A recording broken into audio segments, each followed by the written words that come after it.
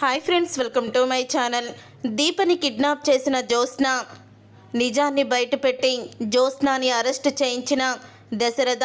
అసలు ఇదంతా ఎలా జరగబోతుందనేది ఈ వీడియోలో తెలుసుకుందాం. ఇక జ్యోత్స్న అయితే వీళ్ళని ఎంత రెచ్చగొట్టినా సరే వీళ్ళు మాత్రం అస్సలు కూడా నిజాన్ని బయట పెట్టడం లేదు. నాకు తెలిసి ఆ రోజు దాసు వీళ్ళందరికీ కూడా నిజం చెప్పేశాడని నేను అనుకుంటున్నాను అని అనుకుంటూ ఉంటుంది జ్యోత్స్న. అప్పుడే ఇక దాసు అయితే ఇక రోడ్డు మీద వెళ్తూ ఉంటే అటుగా వెళ్తున్న జ్యోత్స్న ఇక దాసుని చూస్తుంది. దాసుని చూసి దాసు దగ్గరికి వెళ్ళి అంటూ ఉంటుంది, ఏంటి నడుచుకుంటూ వెళ్తున్నావు అని అంటూ ఉంటే, నడుచుకుంటూ కాకుండా ఎలా వెళ్ళాలి ఇంకా అని అడుగుతూ ఉంటాడు దాసు. చూడు నాన్న, నువ్వు నా దగ్గర ఎన్నో నిజాల్ని దాచిపెట్టావు, కానీ అవి నాకు తెలియదు అనుకుంటున్నావు.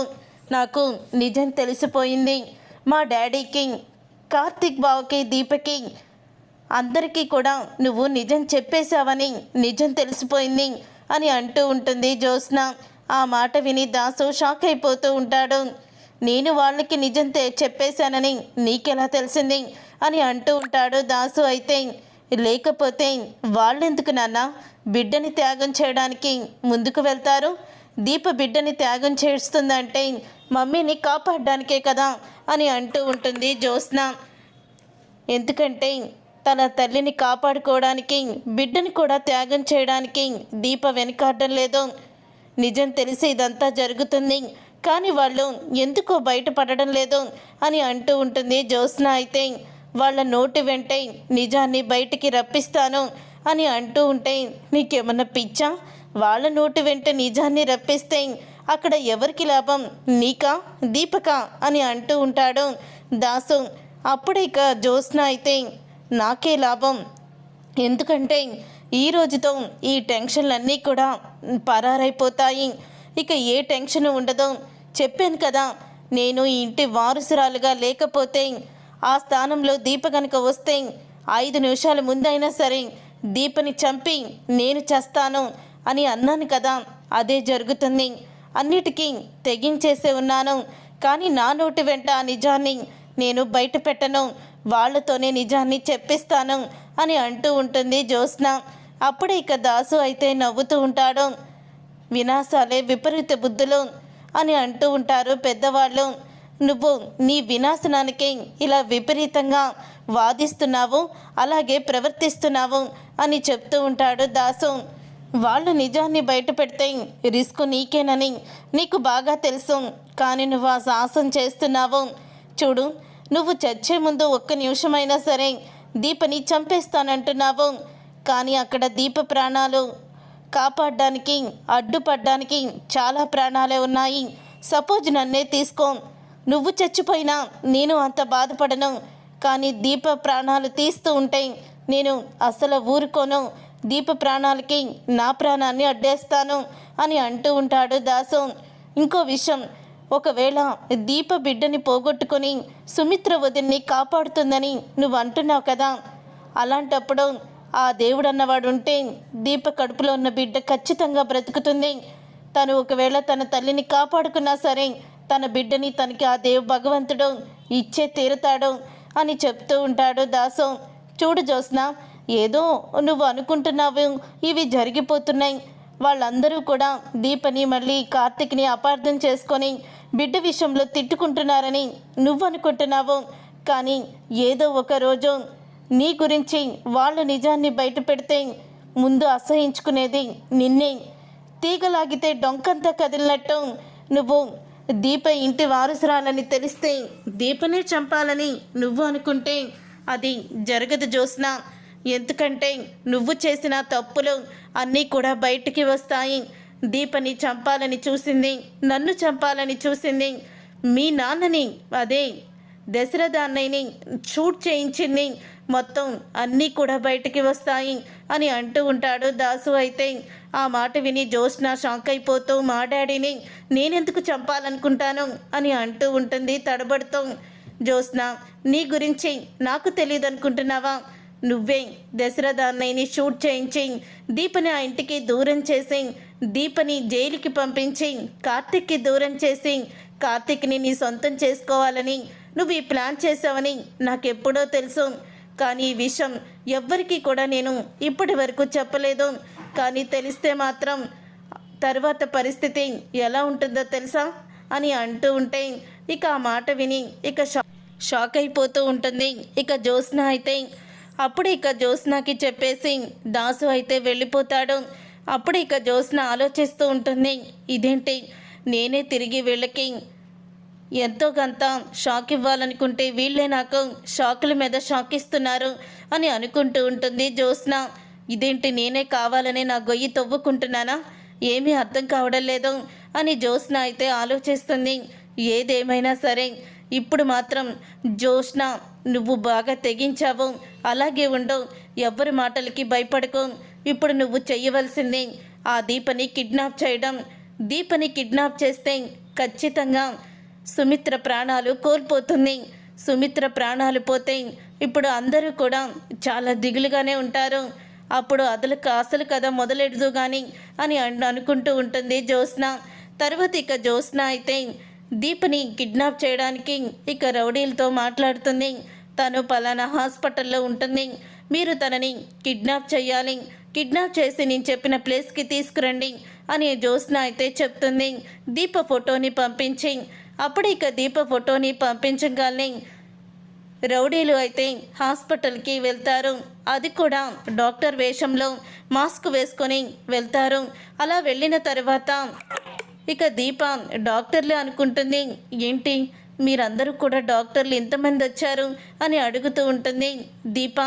అప్పుడే దీప ముఖం మీద స్ప్రే అయితే కొట్టి ఇక దీపని అక్కడి నుంచి పేషెంట్గా టెచ్చర్ మీద పడుకోబెట్టి కిడ్నాప్ చేసి తీసుకొచ్చేస్తారు.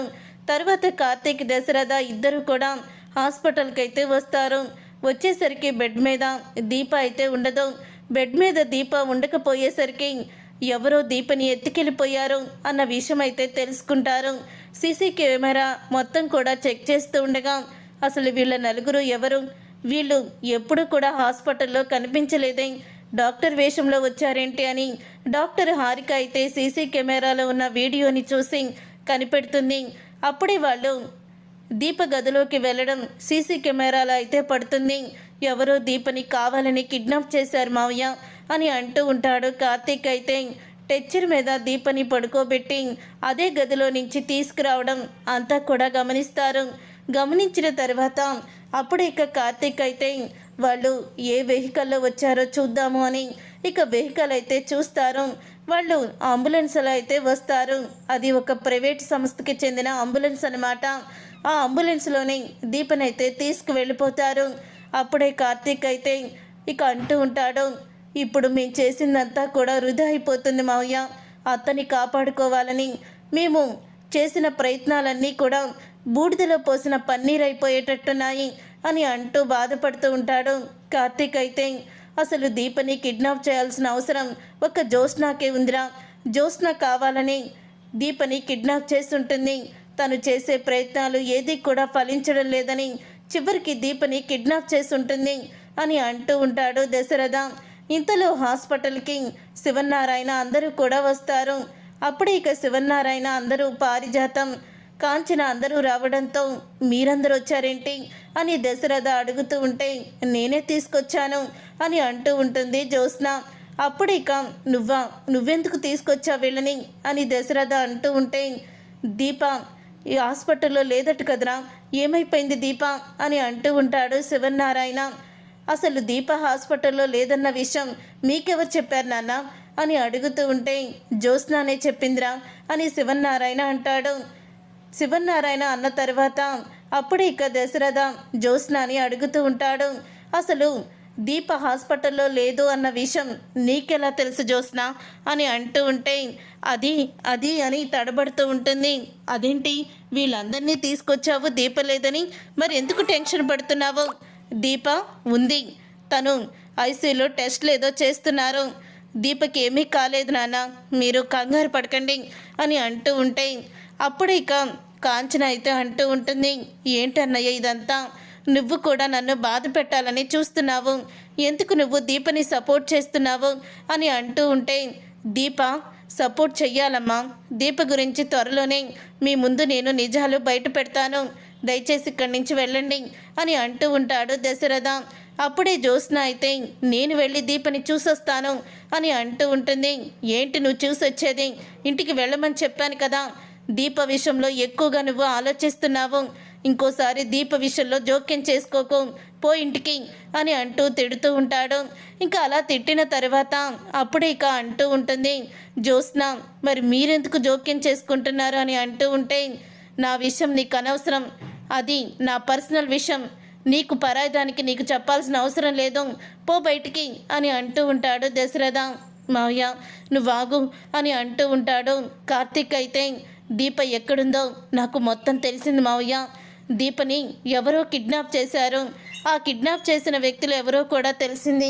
పోలీసులకి కంప్లైంట్ ఇచ్చాను మావయ్య. పోలీసులు కనిపెట్టారు. వాళ్ళు ఉండే ఏరియా అంతా కూడా నాకు సెండ్ చేశారు. నేను అక్కడికే వెళ్తున్నాను అని అంటూ ఉంటాడు కార్తీక్ అయితే. అప్పుడే జ్యోత్స్న ముందే కార్తీక్ అయితే వెళ్తాడు. ఇక జ్యోత్స్నకి అనుమానం అయితే మొదలవుతుంది. ఇదేంటి, వాళ్ళు ఏ ఏరియాలో ఉన్నారో తెలిసిపోయిందని కంగారు. అప్పుడే జ్యోత్స్న అయితే రౌడీలకి ఫోన్ చేస్తుంది. రౌడీలకి ఫోన్ చేయడంతో ఇక వెంటనే వెళ్ళినట్టు వెళ్ళి గోడ వెనకాల దాక్కొనున్న కార్తీక్ అయితే జ్యోత్స్న ఫోన్ని ట్రాప్ చేయమని తన ఫ్రెండ్కి అయితే ముందే కాల్ చేసి చెప్తాడు. అప్పుడే ఇక జ్యోత్స్న ఫోన్ అయితే ట్రాప్ చేస్తాడు వాళ్ళ ఫ్రెండ్ అయితే. అప్పుడే ఇంకా అసలుది తెలిసిపోతుంది. అక్కడే దీప ఎక్కడ కిడ్నాప్ అయిందో ఆ ప్లేస్ అయితే. అప్పుడే ఇంకా వెంటనే కార్తీక్ అయితే అక్కడికి వెళ్తాడు. ఇంతలో దశరథకి ఫోన్ వస్తుంది, సుమిత్ర కళ్ళు తిరిగి పడిపోయిందని. ఇక దశరథ ఇంటికి వెళ్తాడు. ఇంటికి వెళ్ళాక సుమిత్ర కళ్ళు తిరిగి పడిపోతుంది. తనకి ముఖం మీద వాటర్ కొట్టినా కూడా స్పృహలోకి రాదు. వెంటనే హాస్పిటల్కి అయితే తీసుకువస్తాడు. తీసుకువచ్చిన తర్వాత ఇక డాక్టర్ అయితే వెంటనే తనకి ట్రీట్మెంట్ మొదలు పెట్టాలి దశరథ్ గారు. కానీ దీపేమో కనిపించడం లేదు. ఇప్పుడు ఏం చేయాలో అర్థం కావడం లేదు అని అంటూ ఉంటుంది హారిక అయితే. అప్పుడే ఇక అక్కడికి వచ్చిన శివనారాయణ, అసలు దీపకి మా కోడలికి సంబంధం ఏంటి? మా మనవరాలు ఇంటి దగ్గరే ఉంది, మా మనవరాల్ని పిలిపిస్తాము, తను కదా బోనుమేర ఇవ్వాల్సింది అని అంటూ ఉంటాడు శివనారాయణ. అప్పుడే ఇక దశరథ, ఏంటి నాన్న జ్యోత్స్నాని పిలిపించేది? అసలు జ్యోత్స్న నా కన్న కూతురే కాదు, దీప నా కన్న కూతురు. ఇప్పుడు దీప ఉంటేనే మన సుమిత్రని కాపాడుకోగలం అని అంటూ ఉంటాడు దశరథ. అప్పుడే ఇక అందరూ కూడా హాస్పిటల్కి అయితే వచ్చేస్తారు. పారిజాతం జ్యోత్స్న మాత్రం ఇంటి దగ్గరే ఉంటారు. శ్రీధర్ అలాగే కాంచన, అనసూయ అందరూ కూడా హాస్పిటల్కి అయితే వస్తారు. ఇక మాటలు విని దశరథ మాటలు విని షాక్ అయిపోతూ, ఏంటి దశరథ నువ్వు మాట్లాడేది? అవునన్న, దీపని అందరూ కూడా తన కడుపులో ఉన్న బిడ్డని చంపేసుకుంటుందని నానా మాటలు అన్నారు. నా కూతుర్ని మీరందరూ కూడా అనుమానిస్తూ మాటలు అంటూ ఉంటే చేతకాని తండ్రిని నాన్న, నోరు మూసుకొని కుమిలిపోయాను తప్ప నిజాన్ని బయట పెట్టలేకపోయాను. ఆ దుర్మార్గురాలు చివరికి నా కూతుర్ని కిడ్నాప్ చేసి ఈరోజు నా భార్య ప్రాణం మీదకి తీసుకొచ్చింది అని అంటూ ఉంటాడు దశరథ. అప్పుడే ఇంకా అందరూ కూడా ఇక దశరథని ఏం జరిగిందని అడుగుతూ ఉంటే, జ్యోత్స్న నా కన్న కూతురు కాదు, చిన్నప్పుడే మా పిన్ని మా నాన్న మీద ఉన్న కోపంతో పిల్లలిద్దరినీ కూడా మార్చేసింది. దీపని చంపమని సైదులకి ఇస్తే పసిబిడ్డని చంపలేని సైదులు బస్టాండ్లో వదిలేసి వెళ్ళిపోయాడు. బస్టాండ్లో వదిలేసి వెళ్ళిపోయిన దీపని కుబేర తీసుకువెళ్ళి పెంచాడు అని నిజాలు బయట పెడతాడు. అప్పుడే కాదు విని అనసూయ అయితే, మీరు చెప్పింది నిజమే బాబు, బస్టాండ్లోనే దీప మా తమ్ముడికి దొరికింది అని అంటూ ఉంటుంది అనసూయ. ఇన్ని రోజులు కూడా నా కూతుర్ని నా ఇంటి పని మనిషిగా చేసి చూశాను. జ్యోత్స్నాని అందలం ఎక్కించి పట్టుపరుపుల మీద పడుకోబెట్టాము. పేదరికంలో ఎన్నో కష్టాలు బాధలు, అసలు ఏ వయసులో కూడా ఏ ఆనందం లేకుండా నా కూతురు ఇన్ని రోజులు బాధలు పడుతూనే ఉంది. ఇప్పుడు కూడా వాళ్ళ అమ్మ కోసం తన కడుపులో ఉన్న బిడ్డని త్యాగం చేయడానికి సిద్ధపడింది.